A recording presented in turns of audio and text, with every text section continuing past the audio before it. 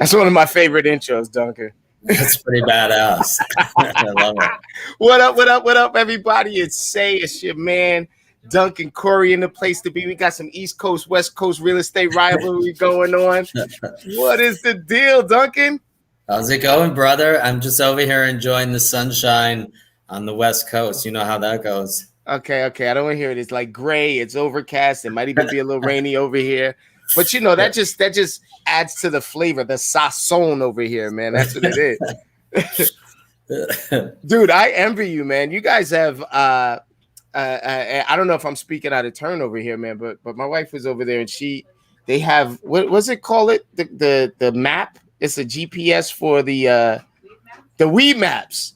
Oh yeah, we got the weed maps. Oh man, I'm just envious, man. You know, so yeah, it's right at your fingertips. It's right there. We're right there. We got the weed map here now, but I don't know how complete it is just yet. So that's got to be huge over there in California right now, man. The market must be going crazy. People trying to buy commercial spaces. Yeah, it's been nuts. I mean, as I think it has all over the country, LA's been out of control. Definitely been probably the busiest market I've seen since I've been in the business for 12 years. So it's been great in terms of being in the business. Obviously, if you're working with buyers right now, it's a little more challenging. You just got to be creative, come up with ways to get your offers accepted. But at the end of the day, the LA market is hot. It always has been and will be. So it's just like over here, man. It's just like New York, man. It's like no matter what they throw at it, the market is just going to be crazy. The commercial market over here is a little weird, but the residential market is on fire, man. And you know, people are moving like crazy. Duncan, 12 years in the business, bro. You are a senior citizen in this business, man. I am. Would you start in the business when you was 12? What the hell is this, man? Let's just say I'm older than I look. I like that. Well, that's that California. California life preserves folks, and you know, black don't crack, so we get preserved too, right? So talk to me, man. Talk to me about what you know. Let's talk about what you're doing. Like you are like God of escrows and things like that, man. What's that market like? You know, talk to me about a day in the life of Duncan Cory. You know, I'm doing a lot of things. I'm a hustler. I'm a go-getter, man. So I'm always working on side projects. I'm always working on something related to real estate. So one thing that I do is I do business development for an escrow company local here in Beverly Hills. And of course, we've just been on fire with the way the residential market is. You know, our escrow officers are very seasoned, work with some of the best in the business, and they are very busy, but always looking to take on new work. So I'm just kind of the face of that and go out there and make the relationships, which is what I'm good at. Okay. In terms of my agent business, it's been busy. I'm working with mainly buyers right now, but I actually had a listing call with someone this morning who I sold them a condo in Brentwood a few years back, and he's looking to sell and buy. So, you know, it's just in terms of my real estate business, I'm very fortunate that I have been doing it for a long time. So the business is just kind of coming to me. That momentum. And I have a great team that I've put together in real estate from all my vendors that I work with, you know, lenders, title people, people to really transaction coordinators, assistants, people to make it all happen behind the scenes and make the client look like a hero. So yeah, we've got it all down to science. So, you know, I'm just I don't want to put you on the spot or anything like that, right? And I don't want to burn any bridges, but is there any special title or special lenders that you want to really give a shout out to, like top grade AAA that you really want to give a shout out to? Who's that? Absolutely. My boy Arsha, he's over at Cornerstone Home Lending. Let's go. He's been on fire, man. He helps me out. He helps my clients out. He's a go-getter. He works his ass off, and he's so good at what he does. I've never had a deal fall through because of him. So all right, awesome. I'm gonna try my best at this and see if this works. It's not working. Hold on. I think I got it. I think I got it. No, I didn't. All right. I was trying to real quick put the graphic up, but I'm doing it myself. So Cornerstone Helm is your go-to guy, man. That's awesome. Yeah. And see, the essence, what I try to tell the agents that I coach with is the real magic around my business is around the allies that I have surrounding me. That you're the sum total of the 5 people that you're closest to and shit, right? But if I can't rely on my lender, or if I can't rely on my title person, if I can't rely on the attorneys that I'm calling on to help my people, then I don't know what I would do, man. Sure. I believe in the 3 R's, right?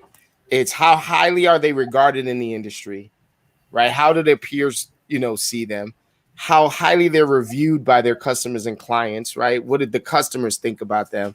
And highly referred by the other agents that I know. Who do I know that knows you, right? Sure. And that kind of thing, man. And so every time I get somebody on, man, I sort of ask about their allies and who should I know out there. That's cool. All right, can you just do me a favor really quickly, Duncan? Break down what it means to work escrow, right? We're on the East Coast, so we go agent, attorney, title, close, right? So what do you mean by escrow? What is that business like? So, California is an escrow state, which means basically we use escrow in place of attorneys. So even though they're not legally can give legal counsel, they act as the middleman between the buyer and the seller. And on top of that, they also hold the monies when it comes to earnest money deposit or any money that's, comes into the transaction, credits, whatnot. They hold all that money. And then it's determined at the end if it's going to go towards the loan or if the seller gets it back, whatever the case may be. If there's any kind of litigation that's brought up, escrow holds the money there until that's resolved. But for the most part, they're kind of the glue that holds everything together. And they're really a neutral third party who does not take sides and is working for the buyer and the seller, doing all the paperwork, the addendums, all the disclosures. They work with all that. So they make sure all of the T's are crossed and the I's are dotted. Exactly. And we don't use attorneys on a typical deal here, but I do have some great real estate attorney friends. And, if anyone wanted an attorney or needed one, I have some great resources on that end too. I call that my team, man. And it's great to have a team. The way you just described that escrow, brother, if you are the man that's putting those relationships together, you are the king of closings as far as I'm concerned, man. You are the guy to know. Absolutely, brother. Yeah. I mean, the great thing is I know what's going on and the big agents out here. I know, if there's anyone that's new coming on board, working and flying with me, you're going to get a lot of those contacts. You're going to get a lot of those relationships automatically because you're connected to me. So those 3 R's, awesome. Baby. Yeah. I love to share it, man. I love to share all the, what's made me successful in this business, because it took a while to figure that all out and to put that all together. And now, I basically am able to hand the transaction over to someone when it goes into escrow and make them the first point of contact. And, of course, I'm still here. I'm the man, but they're doing the bulk of the work, and it frees up a lot of my time. So it's awesome. So you guys heard it here first. If you're a new agent, you're joining the business, no matter how soon you just passed, you're gonna want to know Duncan Cory. Cory yelled at me because when I spelled his name, I put an E in the name, Corey. You also just called me by my last name, which a lot of people do. Yeah, well, I have a brother named Cory, so of course I'm going to be like Cory this and Cory that and Cory this. But just so that we all know, all of my Corys of the world, I did not deliberately spell his name wrong, okay? People are out there like, dude, you jacked that up. You jacked that up. Dunk, let me ask you this question, right? So 12 years in the business. Talk to me about your first couple of years in the business. Like, were they easy? Were they a struggle? How did you get where you are? I moved to Cali in 2008, obviously probably the worst year on the planet since I've been alive, to move across the country. I'm originally from Chicago. So, I was starting from scratch here, to be honest, and I had to get my license when I moved here. I was working a corporate sales job, doing online ad sales. Ended up getting let go in 2008 after I moved here, obviously because of the market. So then I was on to real estate. I thought, what am I going to do now that I have this time on my hands? I don't have a full-time job. I'm going to get my license and I'm going to start, putting my all into real estate. So the first 2 to 3 years, I was actually waiting tables at a high-end restaurant at a hotel in Beverly Hills at night while I was, going to the office. At the time I was with Sotheby's, going there during the day and working my ass off in the office. And, I was on a team there and I was able to kind of network with some of the team members and get to know them. And they kind of showed me the ropes. So it definitely took time to have my first transactions close. Yeah. And, I just attribute all my success to the people around me that helped me. And that's why I'm here to give back and help whoever I can as well.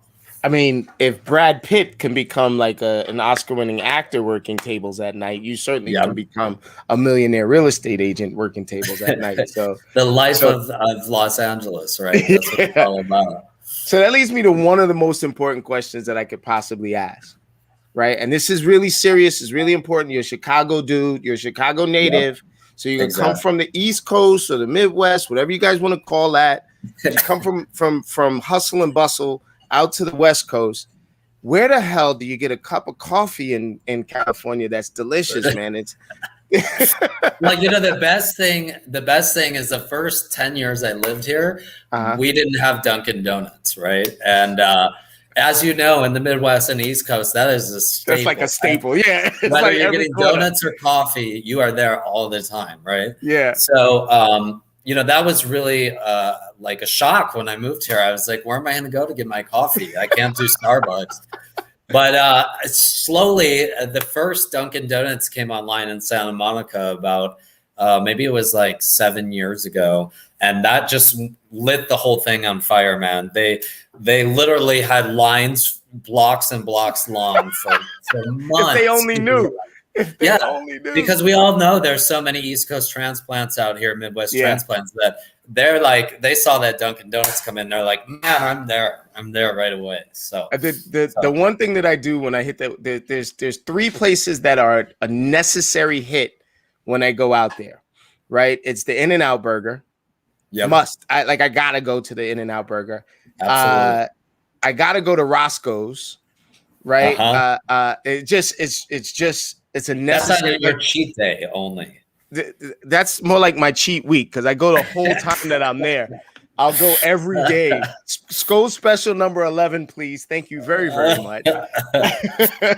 And then the third place that I go, and this is because I discovered it on my own, like driving around LA lost 99.95% of the time.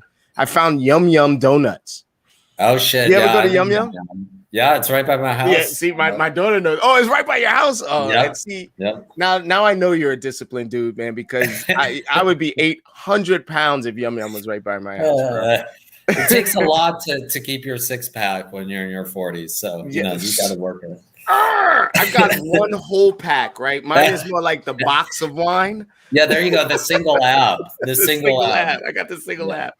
So let me talk to you about your transition into a fully virtual company, so that you can run your escrow business, you can run all these other things because you freed up this sort of space in your life, right? Absolutely. You're now at a virtual company. Let's talk about where you came from and what that transition was like. Yeah, absolutely, dude. So, I've been with a lot of big box traditional brokerages in the past. To name a few, like I mentioned, Sotheby's was my first one. I went over to Keller Williams, 2 different Keller Williams offices for a couple of years. And then I ended up at Coldwell Banker prior to EXP, which is where I'm at now. So all those brokerages, what I realized while I was there is I'm paying this money to be there. I'm not getting any support from the staff, from lead generation. Yeah, they have these little classes or training, but they're usually taught by agents or someone that's not very interested in really seeing an agent grow, right? And I just felt like no one was using me as a realtor because I hung my license at Coldwell Banker. No one gave a shit, to be honest. So, I was paying so much every month, getting a lower commission split and working harder. And I just realized over time, what am I doing wasting this time and money somewhere where it's not going to help me grow and it's not getting me more clients? That's crazy. I think I could have just overlaid my story onto your story, man. It's just the same kind of thing. As a matter of fact, man, I wound up teaching a lot of the classes in the places that I was at. I think we followed the same sort of journey. I just didn't end up at CB. I went from KW to EXP. Yeah. And, everywhere that I went, similar to you, I was putting together stuff from all over the place, man. I was doing like this weird Frankenstein monster, and you take this class and you talk to this agent and you pay for this service and you do and what wound up happening is I came to the realization that, I'm doing all of this and there really was no benefit from the company name. Like nobody was like, oh shit, you're with Keller, let me give you my listing. It was more along the lines of I just spoke to another Keller agent, or I just spoke to another this agent or that agent. And what I came to the weirdest realization after I moved, so after I came to EXP, was that no one had ever in 25 years ever offered me any kind of equity for the building that I was doing for their company. Right. I was building the brand. It was agent based, building the brand. Like I was making 100 contacts a day, starting with, hey, this is Sekou. I'm from such and such company. And and I was repeating the company name hundreds of times a day with nothing in return. Sure. I might as well work at McDonald's. Then you'd really have the single app, man. That would be more like the keg, right? That's what we talk about, right? Yeah. So what's really funny for me is that I get to hang out with agents like you. I get to really build with agents that have unique perspectives. I love the fact that you have your hand in different businesses, that you are the closing guru right now, man. If I'm telling you right now, anybody that I know on the left coast that's doing some business, I'm going to be like, you need to shout out Duncan, right? You need to make sure that is the person that you talk to about getting your properties closed. Dude, man, it is one of my favorite things to do now to do these sessions. And I always have like this like weird, crazy curveball question for my guests. So be completely uncomfortable. You ready? I'm ready. You ready? This is the hardest question you will ever get. How do I help you grow? The time I've known you, Sekou, you've just been such a great inspiration and mentor. And, it's just talking to you. It feeds my energy and I get really energized. And you're just so great at speaking and, you're helping me grow just by doing this. So spending your quality time, which I know you're a busy man, speaking with me is very appreciative. And, same to you. If I know anyone out there, they're going straight to Sekou. So let's go. Listen, man, I rarely apologize for anything, but what you guys out there don't know is that Duncan and I was supposed to do this like 6 or 7 times already. And like every time something has come up and so this is a long time coming, but this won't be the last one. No. I got to do a few shout outs. We're doing a June challenge, Duncan, and you might even want to be a part of this, man. Yeah. I got 1 or 2 West Coast agents a part of the challenge. What we're doing, so every month so far since March, we've done like another $1 million challenge, right? So March, April, we did each agent in the group, in the Commitment to Cap and group, was going to put at least $1 million worth of business together in volume. Well, they blew those things out of the water in March and April. So they proved that they could do it. They proved it wasn't a fluke. So in May, we put $4 million under contract in volume. And they blew that out of the water. So now it's June, right? So now it's June. Yeah, May, they put $77 million in volume under contract in May. Yeah. Yeah, That's awesome. it was crazy. And so what it broke down to, right, is so like there's a bunch of agents that are in the group, but only about 30 agents participated, you know, like in earnest. And then only 23 of those agents were diligent about reporting their numbers. And so with $77 million worth of transactions, that was $1.7 million worth of commission, right? At 2.5%, you figure one side, right? Yeah. And so if you divide that by this 23, they got $77,000 each in commissions coming from this month. Now, of course, it doesn't all show up this month, right? But I mean, that's crazy. So what we decided to do was to repeat the process in June. We're gonna put $5 million each under contract, but they're gonna do it as a team. Like there's gonna break down into teams. Yeah. And so it's gonna be volume and points for style. We're awarding points for style. Like shit. What kind of style? Door knocking, telephones, videos. Okay. Like, how are you getting these people to convert and things like that?